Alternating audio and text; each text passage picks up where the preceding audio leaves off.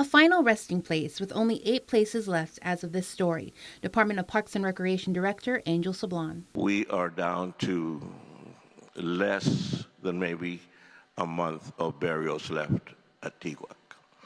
And my other choice is, if we don't get additional property, is we close it. The Vicente A. Tiguac Cemetery, better known as Tiguac, is nearly full.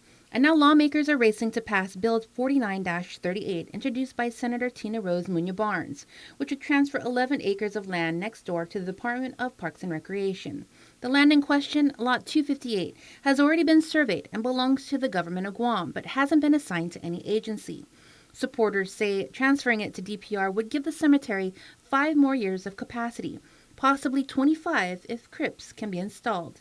DPR Deputy Director Warren Pelletier.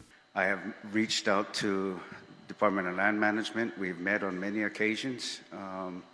I've also reached out to Joseph Santos, and we have met a couple times. There seems to be a master plan that if implemented and funded, it will allow for another 50 years plus, and will give the dignity that Mayor Alec was asking for. Along with pleading for the property, Pelletier also requested minimal funding. To create the roads and the pathways into there, the cascajo that is needed to be laid down in order so that when we do, and hopefully with your approval, obtain that lot, and it's included in the overall lot, can begin burials in that site. And we estimate 5+ years. Now, if we are able to add crypts with that, it can be 20-25 years. But expanding isn't the only issue. Senators at the hearing raised questions about maintenance, funding, and dignity after years of complaints that the cemetery has been left to deteriorate.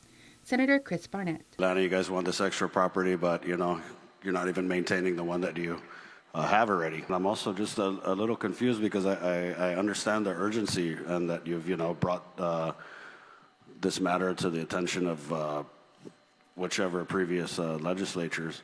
But I just think for the senators that would, if you've had a couple years and you've been making this ask, we would just love it if you came here with a little map, like Masaya sketch that said, hey, we're going to put this over here. A DPR says it's doing what it can with what little it has, even rearranging burial areas to squeeze out more space, but admits the situation is not sustainable. We have made many adjustments over the past 3 years in moving things around, moving spaces around, moving the infant burial area to a nicer area so that we can increase the plots and the numbers of plots for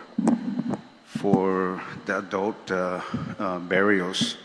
But right now we are at a very critical point. As burials continue, the choice before lawmakers isn't just about space. It's about how the island honors the dead and serves the living.